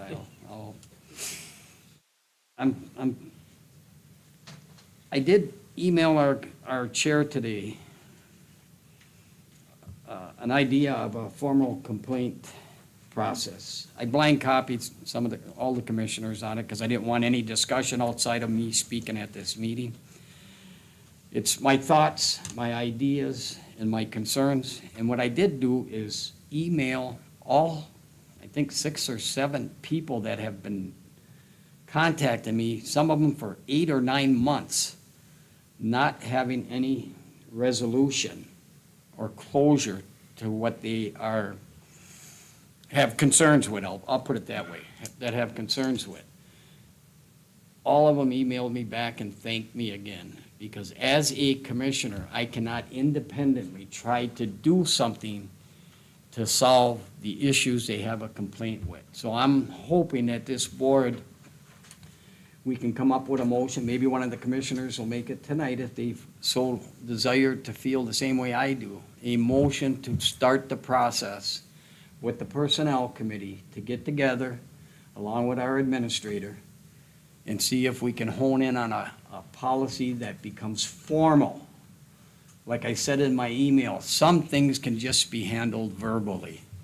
But when they can't, us commissioners take the brunt of wanting to talk to these people, wanting to solve the issue, but all we do is we can just steer them into the right direction. We cannot make decisions for them. And that kind of makes me feel bad that I can't, because I wish I could. But it's our board, I'm hoping that we can just start going that way with when it comes to a point where they spoke at the meetings many times, on their issues. But we can at least have a written policy that can help us come to a resolution on how it was handled and what was given to these people. So I'm not looking to get them off my back. I'm looking at satisfying their needs of wanting answers. And that's it. Other than that, I want to thank everyone that made comments tonight. It always helps me if I can remember for the next meeting. So thank you very much. Commissioner,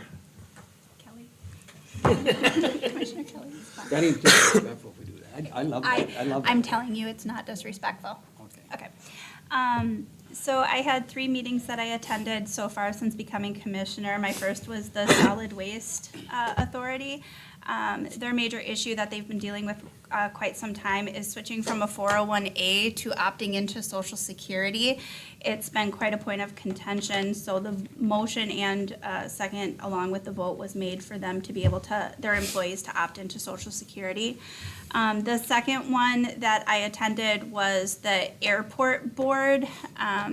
And one of the major things discussed was the upcoming FAA inspection. The FAA EDOC inspection is scheduled for June 17th. The on-site inspection is scheduled for June 25th.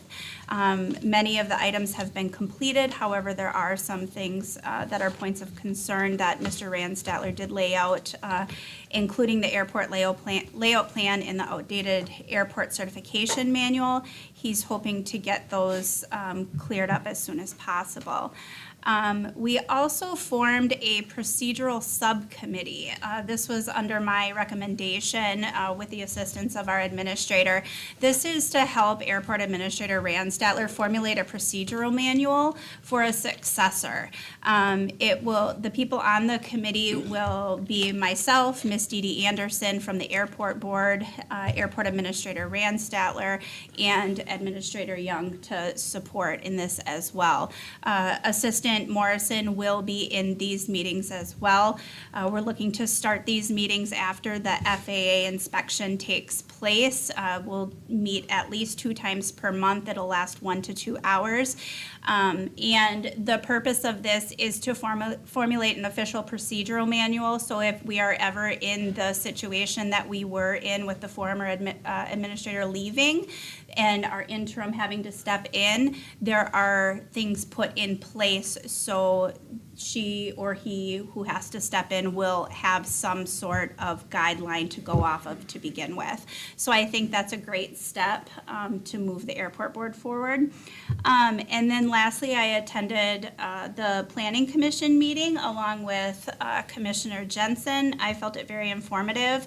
We had a great turnout. The room was filled because of the 2 items that were topics for discussion being the McCoy construction and then also the Fairbanks Township issue.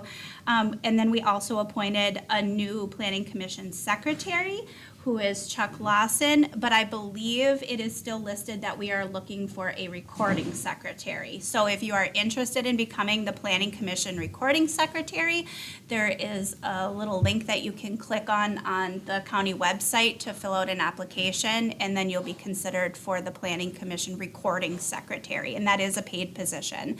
So please feel free to apply if you're interested.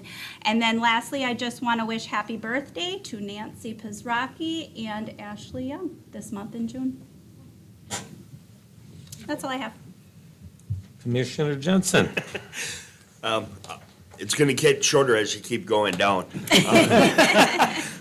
There were a few other items that we actually addressed at the airport board. Some of those went to finance, which is the other portion I was sitting on. Due to the time, both of those were yesterday. The results of those aren't gonna be obviously in tonight's meeting.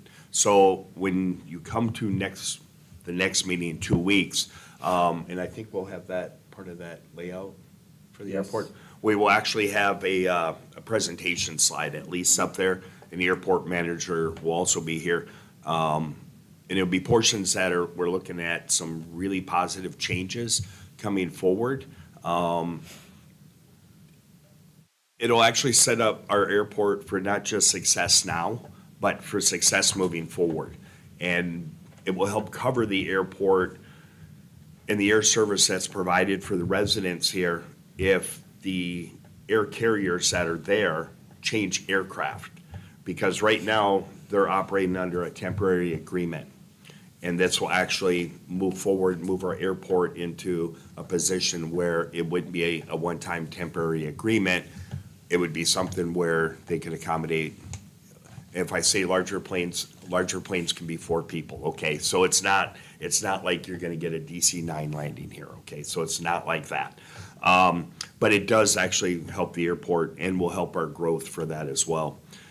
One of the things I thought was interesting last night in the planning commission meeting, the size of the McCoy facility, and how many employees they have now, their workload is more than what their current facility could handle.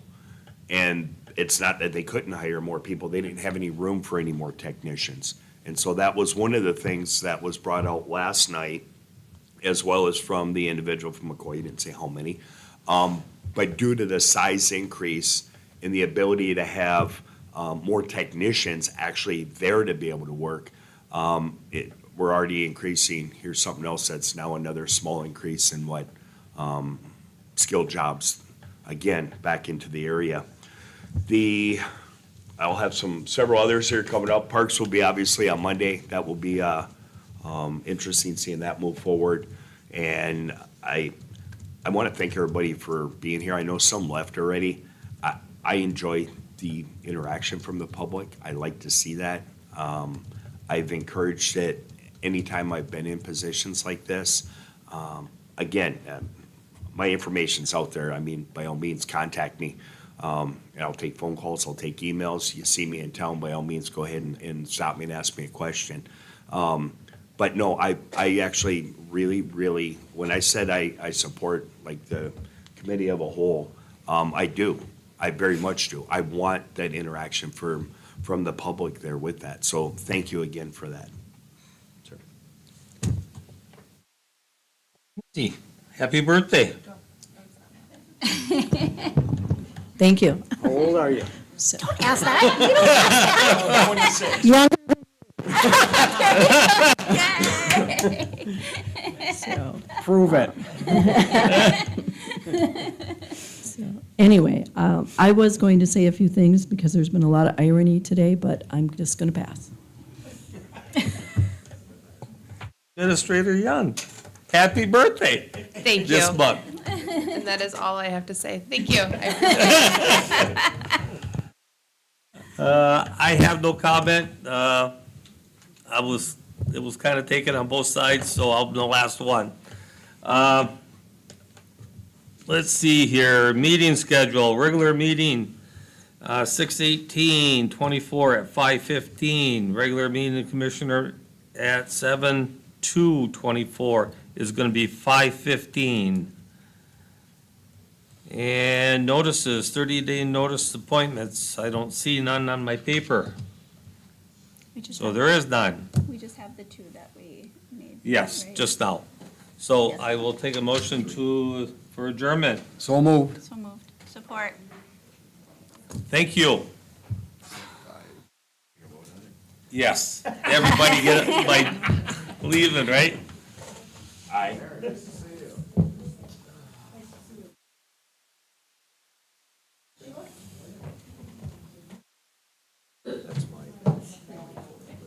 I think I got it. I didn't know if you did. Maybe not. Yeah, I've been working hard.